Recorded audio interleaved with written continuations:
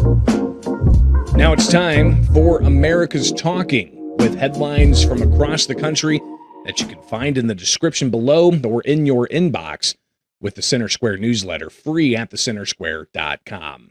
The House of Representatives in Pennsylvania took a final vote yesterday on a bill that would allow mail-in or absentee ballots to be pre-canvassed 7 days prior to Election Day.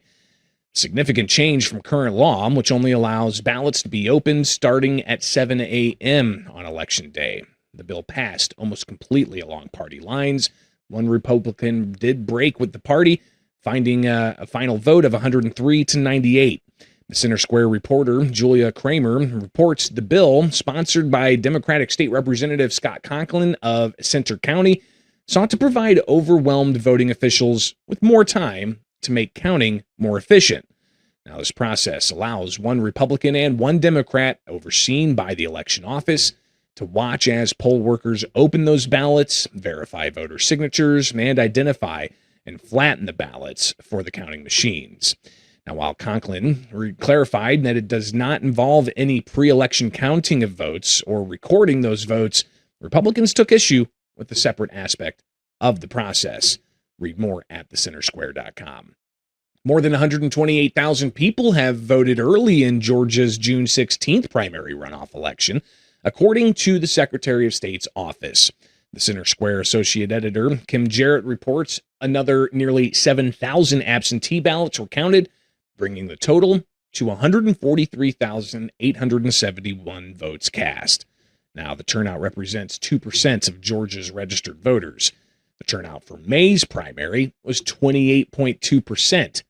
Georgia has nearly 7.4 million active voters, according to the Secretary of State's office. The Republican contest for U.S. Senate and governor in Georgia are garnering a lot of attention for that June 16th primary runoff, but voters will have a long slate of races to decide from. 6 Republicans and 4 Democrats contests are on the ballots. Early voting in Georgia continues through Friday. With a third consecutive month of $11.5 million or more, North Carolina in the month of May moved within $826,000 of $300 million in proceeds from legal sports wagering since launching it 2 years ago. And based on the average per daily, all likelihood, it'll happen soon, if not as early as last week. The Center Square managing editor Alan Wooten reports May's take, it pushed the fiscal year 2026 total to $133 million collected by the state in sports wagering. The inaugural full year was $116.5 million, with a daily average of better than $319,000 per day. Now, for perspective on state revenue, the individual income tax is the state's largest revenue source, and it increased in fiscal year 2025 more than $637 million. Sales and use taxes generate an estimated $5 billion annually. And the corporate income tax and franchise tax are other streams of revenue topping the sports wagering windfall. But where does the sports wagering money go? Well, there's $2 million annually given to the Department of Health and Human Services for gambling addiction education and for treatment programs. There's $1 million annually to the North Carolina Amateur Sports to expand youth sport opportunities.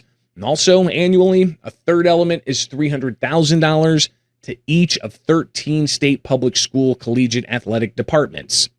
Another element is $1 million annually to the North Carolina Youth Outdoor Engagement Commission, which awards grants.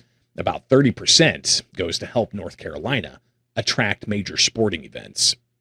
Business owners in Wisconsin concerned that the state not heading in the right direction, while 71% reported an increase in their property tax bill for their owned or leased commercial property over the past year. 1% saying they saw a decrease.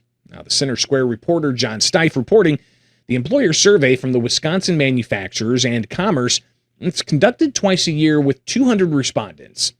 Kurt Bauer, president and CEO of WMC, said it's no wonder employers say Wisconsin is headed in the wrong direction. He said we're already among the highest tax states in the nation, with top 10 individual and property tax burdens and a top 12 corporate tax burden. He further said in the statement, property taxes are a punishing fixed cost owed whether a business is just starting out, expanding, or struggling. Now, with Governor Tony Evers' 400-year autopilot increase, Wisconsin is on track to climb every year, even higher. The survey in Wisconsin also showed 71% of employers favor ending the state's personal income tax, while 46% said they strongly support the idea, and just 14% saying they oppose that idea. Now, that's just some of what America's talking about. Get these and other headlines at thecentersquare.com.